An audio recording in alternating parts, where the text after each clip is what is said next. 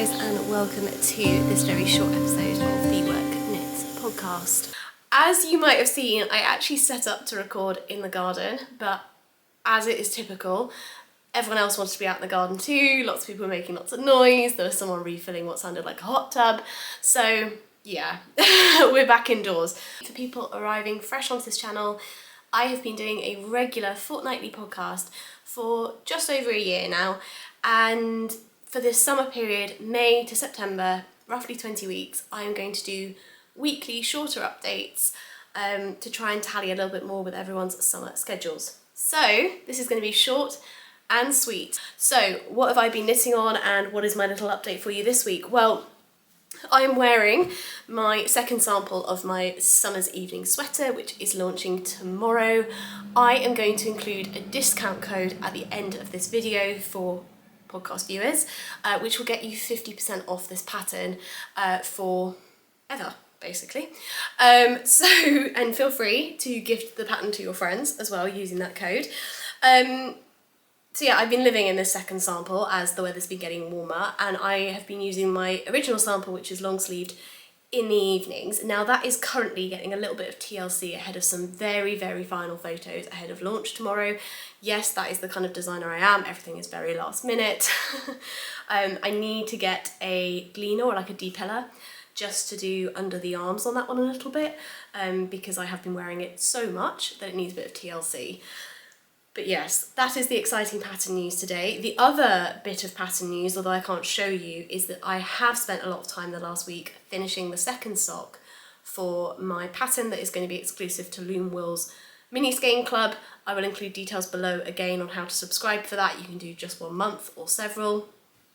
And yeah, I finished the second sock for that design, so that's very, very exciting. But what have I been knitting on that I can show you? Well, first thing I've been knitting on that I will show here, let's just turn it the right way around. Again, for longer term viewers, you'll know I knit all my things inside out. It's just how I find circular needles more comfortable. I have knit another several repeats on this ribbed and cabled hat. This is not following a particular pattern, I'm kind of making it up. I am wondering whether I will turn this into a pattern.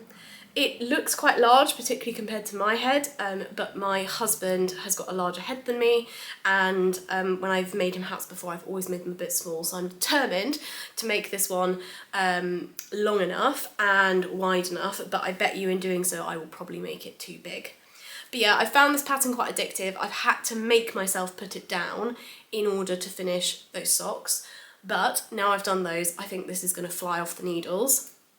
And just in case you need a reminder, I'm knitting this on 4.5mm needles. I'm using Highland New Wool, which is their 100% recycled wool base, and it literally, they go to clothing recycling centres and kind of sift fabrics and then shred and turn them into new wool. It's incredible. I will include the colour number down below, which I'm not sure I did last time, so I will include that.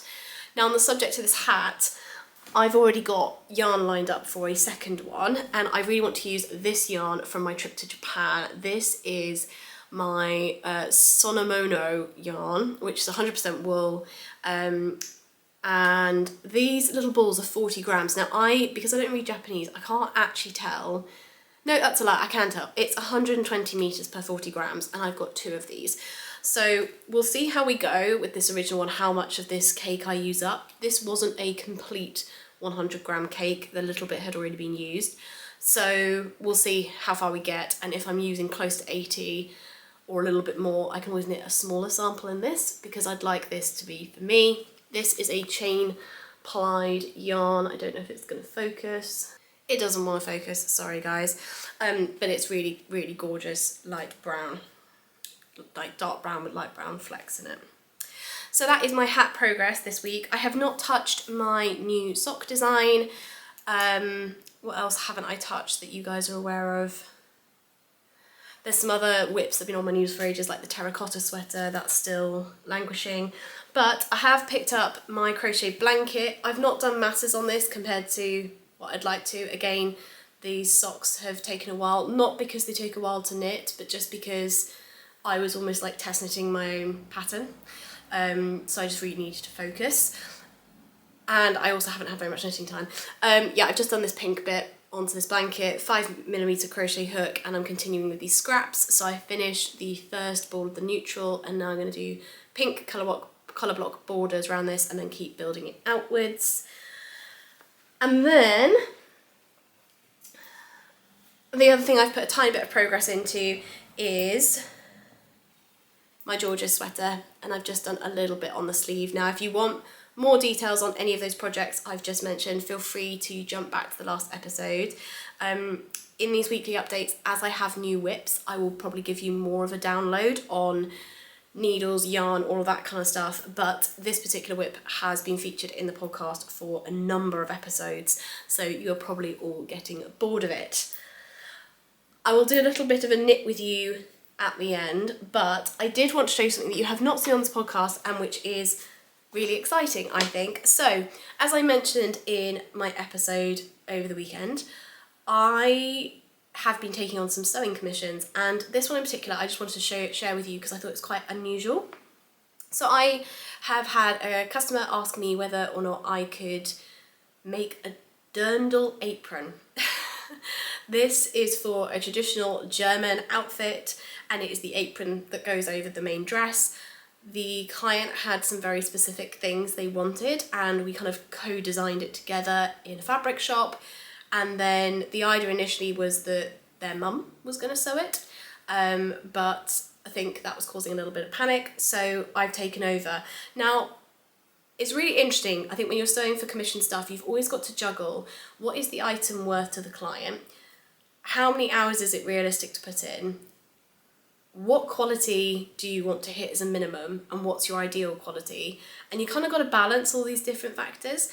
So it's teaching me not to be quite such a perfectionist, which I know might sound weird because it's a client-facing thing, but you've got to remember what is the item worth to the client, and if the client is wanting to try and make something for less than they'd buy it online, there's got to be, and they want it done quickly, there's a little bit of a way up to be had.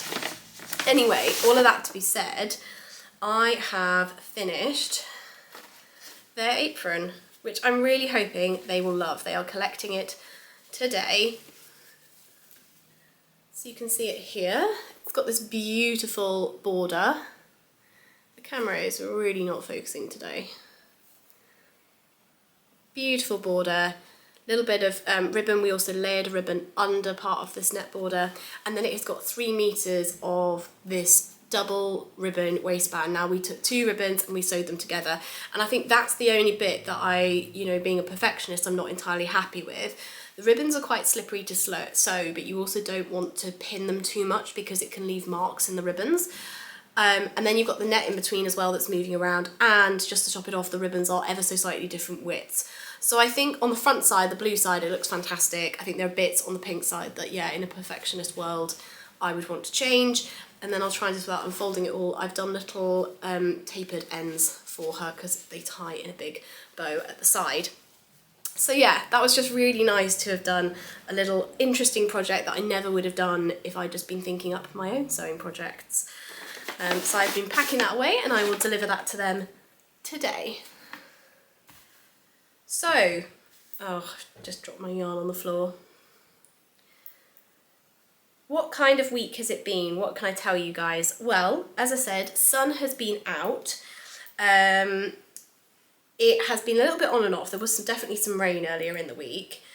It's been quite a busy week. I've had a to-do list that spans 2 columns on 2 sides of A4 where I've written 2 tasks per line on the paper per column. So you've basically got 4 tasks per line per page.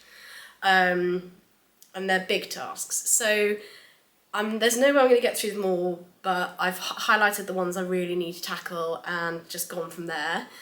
Why is it such a busy week? Well, I did a bit of a sort of the house on Tuesday with an aim of moving some things that I could not move on my own, and my friend helped me do that, which was fantastic. So grateful. We got loads done, but we definitely got it to a point where it kind of had to get worse to get better, if that makes any sense. and there are boxes in all sorts of rooms. So I still need to kind of finish that sort out. I then also need to give the house a deep clean. I've been kind of putting that off, thinking that this project on the top floor would be done by now, and it's not, which is fine. That's normal building work. I'm doing bits and pieces to progress that in the background. But yes, it's just reached a point now I can't hold it off any longer. It needs to do a very deep clean. I've had a few shift-based bits of work this week. I've had some board meetings. I've been trying to finish off the pattern, ready to publish tomorrow. I've had people I needed to catch up with. Yeah, it's just been a busy week, and it's been a short week here in the UK because it was bank holiday Monday. It was a kind of public holiday at the beginning of the week, and I spent that with my husband, and I really did take that as a day off. I did a bit of knitting that day, but mainly on this sock design, so not masses of knitting on stuff that I can show you at this point. And then yeah, since it's been the days, I haven't spent any time during the day knitting until now. It's all been kind of evening knitting, and again very predominantly on socks. But I'm hoping as of next week I'm going to be able to do a lot more daytime knitting. I'm going to be switching into a new schedule where I do DIY house renovation stuff in the mornings and knitting in the afternoons, which is going to be absolute bliss. After recording the last episode, I had a chat with my husband and talking about kind of my need to scale back on a few things that I've kind of spread myself too thin over the last couple of months.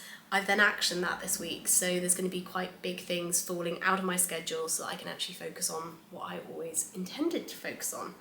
So that feels like a good bit of self-care and a good bit of kind of prioritisation generally, actually, not prioritising one thing in particular, just general good prioritisation. So yes, next week should look very, very different. I've got a friend coming down this weekend to stay, so that's the other impetus for getting stuff done on the house, a good bit of mojo to sort the shelves out in the room that I'm in. But yeah, just generally quite a fast-paced, productive week. But yeah, I hope I've managed to record some bits and pieces to include in this. If I haven't, there will be more in other episodes. But for now, I am going to sign this off here. I hope you have got lots of mojo for knitting this weekend, and I look forward to hearing from you down below in the comments. I look forward to seeing you next week. Bye!